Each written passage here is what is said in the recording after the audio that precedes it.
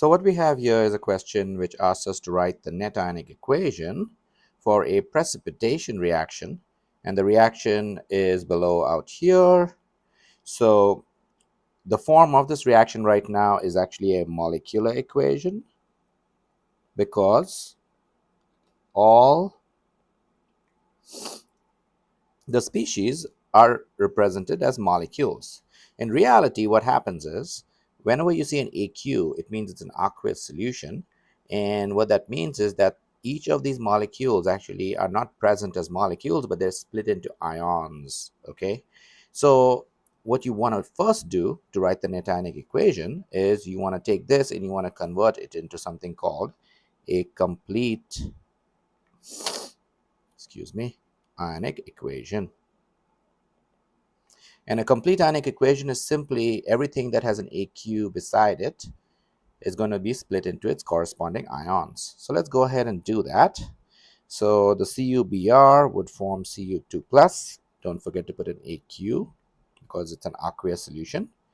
And then interestingly, the Br2 becomes 2Br minus. So the 2 as a subscript out here becomes a coefficient in front of the Br.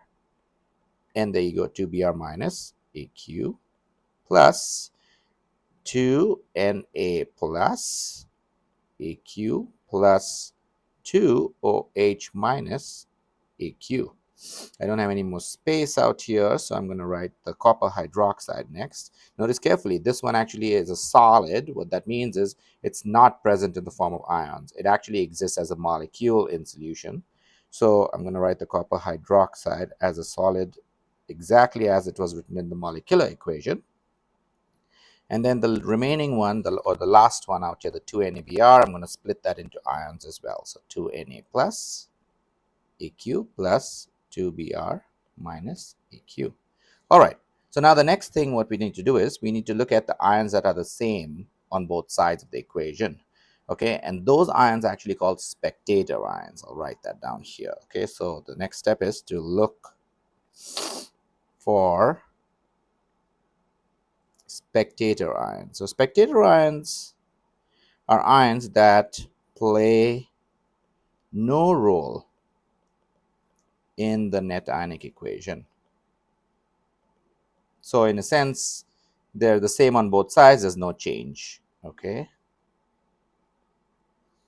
So what we'll do is we'll cancel out the spectator ions on both sides. So if you look on the left, we have a 2Br minus on the left, and we have a 2Br minus on the right. We have a 2Na plus on the left and a 2Na plus on the right. And notice carefully, the Cu2 plus and the 2OH minus, they actually combine to form CuOH twice, so they changed. So the next step is we'll just go ahead and write down what's remaining. So what we have is Cu2 plus aqueous on the left, plus 2OH minus aqueous on the left, and that gives us CuOH twice solid. And what this equation is, this is our net ionic equation. Okay.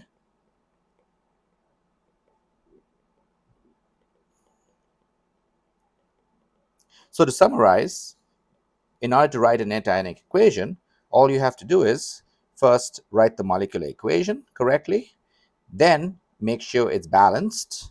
So make sure the coefficients line up to make sure you have same number of atoms on both sides of the equation.